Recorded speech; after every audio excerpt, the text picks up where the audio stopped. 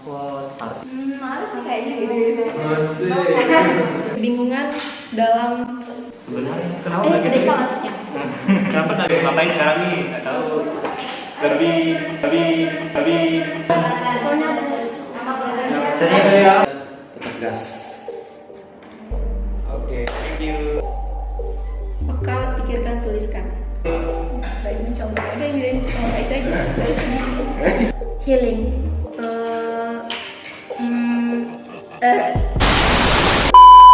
Silakan perkenalkan diri. Oke, perkenalkan saya Saiful Faruk dari Prodi Tingkat Bahasa Sastra Indonesia angkatan 2019. Saya Nur Asli Sakila dari program studi ilmu tanah semester 4. Perkenalkan, nama saya Sulwati, saya dari Prodi Ilmu dan Teknologi Pangan semester 4. Kenalkan, nama saya Rati Ramayana Dwi Cintami. Saya dari program studi Pendidikan Matematika angkatan 2020 semester 4. Perkenalkan, nama saya Fabian Teresmawati.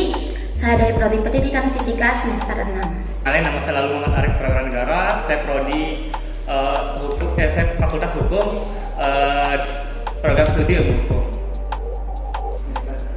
Oh ya, saya sekarang semester 6. Oke, pertanyaan yang pertama, sebagai seorang penulis pemula, apa salah satu kebingungan yang dulu pernah kakak temui ketika disuruh mulai menulis dan bagaimana cara kakak mengatasinya? Hal yang paling pertama yang kesulitannya itu menemukan ide, dan salah satu caranya adalah mempelajari bagaimana cara mencari ide yang baik bersama tutor. Oke, kebingungan dalam bagaimana menuangkan ide yang sudah saya dapatkan, bagaimana menuangkannya ke dalam tulisan. Jadi solusinya kita harus berani untuk menuangkan ide itu bagaimanapun bentuknya.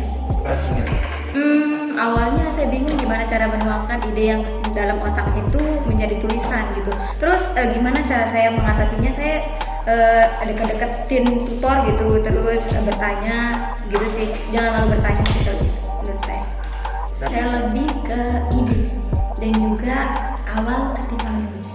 Dan untuk cara mengatasinya, saya itu konsultasi ke tutor bagaimana sih cara menulis yang benar dan juga bagaimana cara mencari ide yang benar tentunya.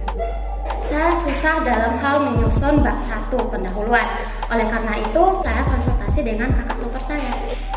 Dalam menyusun kata, karena saya agak kesusahan ya untuk menyusun kata karena sebelumnya mungkin organisasi sebelumnya itu bukan organisasi kepenulisan, jadi mungkin di situ letak kesulitan saya sebagai seorang adik tutor. Pertanyaan kedua, setelah beberapa kali kelas penalaran dulu, kan kakak tentunya disuruh untuk nulis juga gitu kan. Nah, apa sih yang kakak fokus buat lakuin waktu itu untuk menambah wawasan kakak tentang kepenulisan? Yang pastinya banyak membaca karya-karya yang sudah ada sebelumnya. Pastinya nanya ke tutor, baca buku, dan langsung praktek di lapangan. Saya lebih banyak diskusi, terutama kepada kakak tutor dan juga teman-teman. Selain itu juga saya lebih banyak baca terutama jurnal. Dengan sering-sering berkunjung ke sekret, di sana ada banyak sekali kakak-kakak yang mengajarkan saya terkait esai. Jadi sebenarnya pengetahuan atau wawasan terkait esai atau penulisan yang lain itu bisa kita dapatkan di luar kelas penalaran juga. Saya membaca karya-karya sebelumnya, lalu saya langsung membuat. Jadi ketika kita sudah mengetahui teori-teorinya, langsung kita membuat karya tulis ilmiah. Rajin baca karya orang sih sebenarnya, dan juga rajin konsultasi dah ke tutor juga. Selanjutnya, Kak, kalau misalkan kita mau mulai nulis dari esai nih, apa sih satu hal yang menurut kakak harus banget kita lakuin sebagai adik tutor? Harus aktif dan juga mau cari tahu.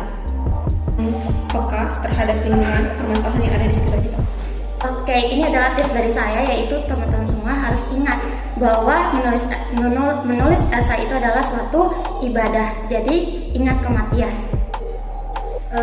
Rajin membaca ya, dari tadi rajin membaca, terus kita juga ATM. Itu aja sih. Yang paling penting itu adalah peka terhadap lingkungan. Kalau pengalaman saya ya, untuk hal pertama yang harus dilakukan sebagai tutor adalah mencari suatu permasalahan. Pertanyaan selanjutnya, cara cepat nemu ide penulisan gimana sih Kak? Itu tadi ATM, amati, tiru, modifikasi, dan baca-baca karya orang. Nah, kayak tadi yang saya bilang, untuk mendapatkan suatu ide atau solusi itu hal yang pertama kita lakukan adalah untuk mencari suatu permasalahan. Nah, dari permasalahan ini kita bisa mengetahui seberapa urgensikah ide atau solusi yang kita tawarin gitu. Yang paling cepat itu sih pakai metode ATM, amati, tiru, modifikasi. Kalau dari saya yaitu teman-teman harus rajin membaca jurnal. Karena ketika teman-teman rajin membaca jurnal, maka bukan lagi esai teman-teman bisa membuat, tetapi tingkatan jurnal. Kalau dari saya pribadi, balik lagi yang tadi, saya lebih suka diskusi. Dan selain itu juga, saya banyak baca. ATM, amati, tiru, modifikasi. Oke, selanjutnya. Kak, kalau lagi nge-stuck dengan tulisan, biasanya kakak ngapain supaya bisa lanjut nulis lagi? Healing. Kalau itu lebih ke me time sih. Selain itu banyak bertemu orang dan konsultasiin sulitnya itu di mana. Nah, karena kita ini manusia biasa ya, jadi kita tuh jangan terlalu harus benar-benar nulis gitu setiap hari. Kita juga membutuhkan waktu untuk istirahat, bisa scrolling Instagram, bisa buka chat ayam dan sebagainya. Tapi jangan terlalu lama juga. Kalau saya me time sih, itu lebih banyak refleksi apa saja yang sudah dilakukan sebelumnya.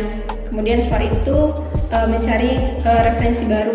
Biasanya kita nge-stuck itu adalah indikasi bahwa kita kekurangan referensi. Jadi kita harus membaca lebih banyak hal-hal baru lagi.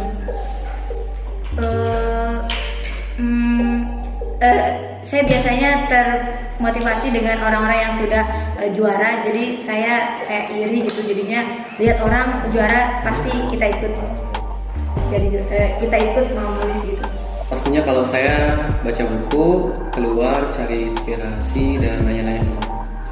Selanjutnya, Kak, misalkan kalau esai kita udah jadi nih, kenapa sih penting banget untuk kita konsultasikan ke kakak tutor kita? Nah, kenapa penting kita untuk diskusikan dengan kakak tutor kita? Karena untuk merasionalisasikan ide atau solusi yang kita tawarin. Biar apa? Biar ide kita itu lebih matang lagi nantinya. Sehingga ide kita yang kita hasilkan nanti itu lebih berkualitas. Karena kita tidak bisa menilai diri kita sendiri atau tulisan kita, jadi kita perlu pandangan orang lain, apalagi tutor kita yang lebih tahu dari kita. Supaya kita bisa tahu kurang kita di mana, terus kita mendapatkan sudut pandang baru yang tentunya itu akan berdampak pada diri kita, yang mana kita nanti tentunya akan lebih mudah dalam menulis. Karena komentar dari orang lain itu bakalan memberikan hal positif untuk tulisan.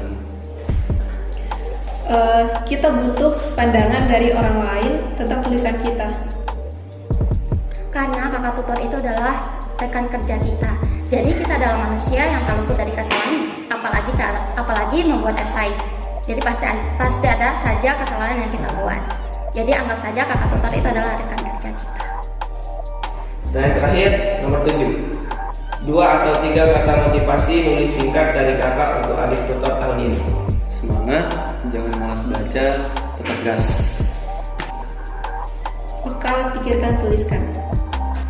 Berani mencoba dan juga tulis apa yang kamu ingin tulis. Fokus impian. Jangan malas, rajin membaca, semangat. Astaga berapa kata?